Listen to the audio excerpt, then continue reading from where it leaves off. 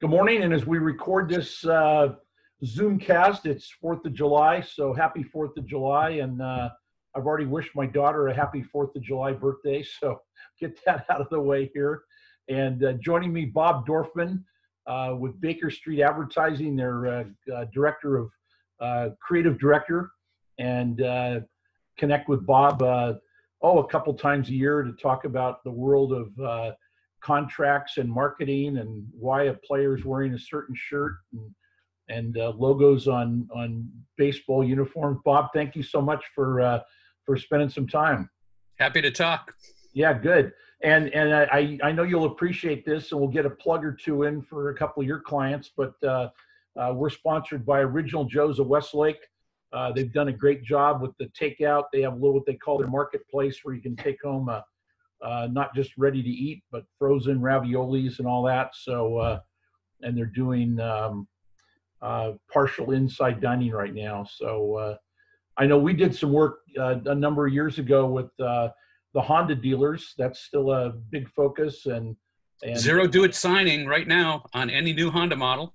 There you go. There you go. Well, we got that plug in, and the Giants, they're going to be back here soon. You work with the Giants? Yeah, our relationship with the Giants has ended. We worked with them up until like a year ago. Okay. For a pretty extended period of time, and they took most of the work in-house. So not really working with them much anymore, but still huge fans. Yeah, great. So I thought we could talk. I mean, we're going through such a amazing time right now as we speak, between all the social issues happening out in our world, and now the shutdown of COVID, and the sports world, which I know is a big market for all advertisers. You watch an event of any sort, and I laugh when you see all the logos on race car drivers, and now I think a golfer can fit about 6 or 7 logos on his hat, in addition to his shirt. Marketing and advertising is huge with sports. Absolutely. You're seeing it on NBA uniforms now. That started to happen. I think every team has like a sponsor little patch, and I think they're going to be adding more patches there. It's inevitable that I think in pretty much every sport we're going to see more and more of that. Particularly as some of the other avenues for endorsements maybe fades away, gets a little expensive to hire specific athletes. It also, given today's social media climate, anybody who has any little impropriety, it's just magnified and all over the world in 10 minutes. So I think maybe a lot of companies are a little unwilling or a little cautious about spending big money to use a particular athlete. It's a little easier and safer to use a team or a league and get your sponsorship money there. Yeah, I found it interesting also that when teams started to talk about coming back, there was a lot of arguments about prorated income for the players, how many games would be played. And golf was one of the first ones to come back. And I was a little surprised that the purses are at 100%. There's less events being played, but the purses are at 100%. The minor league golf has almost been decimated with, I saw an announcement yesterday at the PGA Tour that sanctions Canada and Latin America have completely canceled those for the next year. And a lot of those guys are going to lose opportunities to grow their game and get to the next level. And then you've got NASCAR with no fans, golf no fans. So all of that is very curious. And now we've got baseball coming up with a shortened season. Yeah, it's I'm cautiously optimistic about the way things are going. And you're seeing the NBA is going to be playing in this bubble. Baseball is starting their spring training. It's the team sports are tough, and You're already seeing guys testing positive. You're seeing players opting out. Ian Desmond, Ryan Zimmerman, Mike Trout is talking about maybe not playing because his wife is pregnant. Albert Pujols, I think I saw a note on. Yeah. Today I just saw that in the NBA, there's some players that are opting out there. Victor Oladipo just said he's not going to play for the Pacers. So it's, it's hard to get really revved up about these seasons coming up, and obviously they're going to be shorter, and who knows if they're going to pan out fully 100%. We hope so, but it's certainly better than nothing, better than the last 3 months of watching replays of Warriors championship games from years ago. It was interesting when you'd open like the San Francisco Chronicle, for example, they'd have a list of games and they'd have asterisks next to the ones that were going to be live sports. So interesting. I saw this morning in NASCAR, Jimmy Johnson, I think it is, was tested positive. On the PGA Tour, we've had something like 7 or 8 players between the Korn Ferry, the minor league, and the regular PGA Tour have been confirmed. Cameron Champ, who was tested positive, and then right after it, apparently he was tested negative. He's now back playing already. And there's been a couple of caddies that have been that have been tested. And kind of interesting how things change. At first, when a player on the PGA Tour was tested positive and not allowed to play, he got a stipend of $100,000, and his caddy got $10,000. And now that's been reduced to like $75,000 and maybe $5,000. So I guess you could look at that as part of a disability medical policy. Yeah, it's the individual sports obviously are a little easier to pull off. When golf, there isn't as much interaction. You have the player and the caddy. It's outside. You can separate them a little bit. NASCAR, you've got guys in cars alone. So those sports, it's not surprising that those sports have come back, sooner than the team sports. Again, it's going to be real interesting to see how the interactions between the players are. Again, I saw for the Giants yesterday, their first day back, they had groups of 10 coming on the field at one time. No group bigger than that interacting with each other. So you're really not, some of the players were saying, well, I'm not.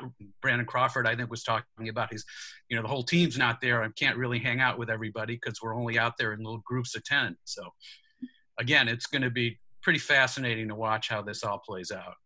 Yeah, and the locker room and the dugout and the bullpen, all of these things have to be rethunk. And, it's going to be very curious to see how that all works out. I'm also curious, and maybe you even have a good handle on this, what the ratings will be and what the response will be, from the fans. I know in one respect, when golf courses started opening, people are flocking to the golf courses to play. So there's a big interest to get out and do this. And I think that the first couple of PGA Tour golf events that were on TV, I think the ratings were pretty good. I didn't see any official numbers, but because we've all been both curious and interested to see who's playing and not playing, that I got to think the ratings, at least initially, are going to be pretty good. I would think so. Again, I think people are just starved for sports, and having it back and having something live to watch is going to be huge. And I would agree. I think the ratings are going to go up. I know just from golf standpoint, I've been watching the events much more closely than I ever did. I would watch the majors and a couple of the other big tournaments, depending on, who's at the top of the leaderboard. But a lot of events, I kind of, it's second tier event. I'm not going to pay attention. But I'm watching everything now. Yeah, it's very curious, and I've done the same with NASCAR. With watching, the pit crews are masked, but they're pretty close, although they all have, helmets on and fire suits and all those things. And and then watching a little bit of the Asian baseball league that's been happening, and I believe in Korea. So that's where I drew the line. Yeah.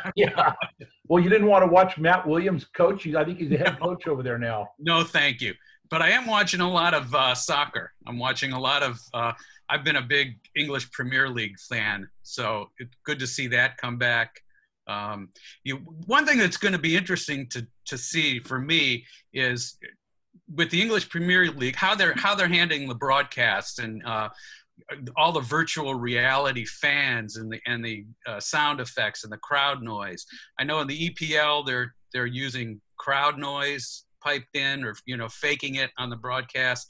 In the La Liga, the Spanish league, they have like a virtual reality crowd behind them instead of empty stands. And it, as odd as it is, it kind of adds more excitement to what otherwise, feels like just a practice round. If you're just watching guys play, the intensity on the field is fine, but somehow having that crowd sound really builds the intensity. So it's going to be interesting to see what they do with basketball, with baseball, whether they're just going to let the natural sounds play, or they're going to add some of that, or add and then the other fun thing is the Giants and the A's are both having have asked their season ticket holders to send in photos, and they're putting up photos of any I think you have to pay a minimal amount or something, at least the A's. I think the Giants, it's anybody who's a season ticket holder can send in, and then your photo will be up on at your seat, which is kind of cool. And I thought that would be fun if you could send in a photo of somebody else, whether it's Biden or George Floyd, or get political. I think they're putting kibosh on that. I think it has to be legit. And I'm sure that it's there was a thought in the accounting department of, how do we keep some ticket revenue coming in without people involved? Let's get a cardboard cutout here, and we can still charge the fans a little. I think the A's are charging $130 to do that for the season, or I think it's for the season. Yeah. Okay. Yeah, that's pretty crazy. Well, pull out your crystal ball here, and what do you think?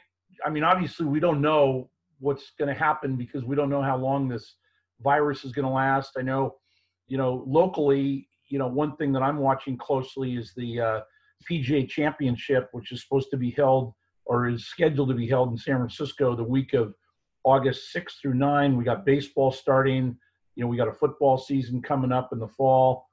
But San Francisco and the state of California, I think from the COVID perspective, have been, very, very cautious. And as we speak, there's been talk about a spike in the COVID, and here we are, the big holiday weekend.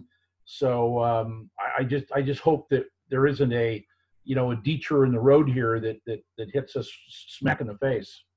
Yeah, I don't know. I was about in February when all this started. A reporter called me and said, what's going to happen to sports when this is over? And I said, oh, well, the fans are going to be out there in droves. They're going to be so happy to have sports. They're going to fill the stadiums. It's going to be bigger and better than ever. And I was pretty wrong, I guess. Who knows what's going to happen when all this ends? There's a large percentage of people who are going to be unwilling to be in a crowd if things come back to normal. There's going to be fans who say, I'm ready. Let me get back there and be there and see it in person. I think a lot of it depends on whether a vaccine is found and everybody feels a little safer. Whether kind of herd immunity kicks in and is kind of runs through and it becomes more like just a normal flu season. I really don't know. I think partly the fact that we haven't had sports for as long as we have that, you know, maybe there's a fair amount of people who will say, well, you know, they're not as important as I thought they were. I can live without sports. I know I'm probably not going to be attending games with big crowds. I'm real comfortable going to a golf match where you're outside and you can kind of stay away from everybody. Yeah, move around. I got my refund from the PGA event. I was all excited to go to that, and I got my ticket refund back. So that was a bummer. You know, it's always fun to see an event at Harding where you know, my home course. And it's just so much more satisfying watching pros play there, and you can really understand what their game is like when you've played those same holes and hit those same shots more poorly than they do. Yeah. But as far as a viewing audience, I think that's going to be where everything really picks up. I think everything is going to be more attuned to watching at home. That whole aspect of sports is going to be bigger. It's going to be better. I think every kind of broadcasting tool will be employed, more virtual reality type situations where you can feel like you're a part of it without being there, more of miking the players, so we're kind of hearing what's actually going on. Anything you can do to make the live experience better when you're not there live, I think is going to come to the forefront. Yeah, and I don't know if you're aware of this, that what they're doing at the PGA at Harding, they have a limited number of people on site, including there would normally be about 250 working media in the media center on top of like the CBS crew and broadcast. They're going to limit it to about 40 people. And word is they're going to, you know, allow mostly local media. And I've applied for credential. I haven't seen any update on that yet, but they're going to do virtual interviews rather than have a player come right into the interview room. And we're seeing a lot of that with extended mics and that, where or even an unmanned mic where they you know, they speak into a camera without an operator and a mic operator. So like you say, a lot of different tools and a lot of different things happening. So curious world, but you know, the journalism classes will talk about this for down the line. So yeah, absolutely. We haven't really talked about, you know, the whole media access, how that's completely changed. And you know, again, the person-to-person interviews are going to be a thing of the past. You know, writers and beat reporters in the locker rooms aren't going to happen anymore. So again, that's going to kind of change how we read and learn about sports as well. Yeah, I got a kick out of it. At first, I wasn't really interested in watching these reruns of PGA golf events from 2 or 3 years ago. Yet at my age, I probably didn't remember who won them anyway. So it was new to me. But what I thought was very clever of CBS and Jim Nantz was they would do a Zoom cast like this with the previous winner. They had Tiger Woods, they had Phil Mickelson, and they had others that were sort of poignant events. And I thought that was very clever and very interesting to, you know, have the players sort of talk through, you know, what was going on. And you know, that was a real rare opportunity for those of us that are sports fans. Mm-hmm. Yeah, that's cool. And I know some of the NBA old playoff games and championship games where they were doing little pop-up formats where you'd get, you know, little factoids as you're watching about things about a particular player or team, or, you know, again, kind of adding to the broadcast and making it more interesting and more timely and topical when it's a championship game from 2017. Yeah, great. Listen, Bob, I really appreciate your time and your input, not just today, but in the past, as we've done it with our KNBR radio program, and hopefully we'll get that going again here, and we'll get you on there, and always appreciate your perspective on these type of things. Always happy to talk, John. Thanks. All right, Bob, thanks so much, and stay well with your family, and appreciate it very much. And let's say that this Zoomcast sponsored by your Northern California Honda dealers and by Original Joe's of Westlake. You can hop in your Honda You can drive on over to Joe's and then drive back home in your Honda, and you're all set. So there we go. Beautiful. All right. Thanks, Bob, so much. Thank you. Take care.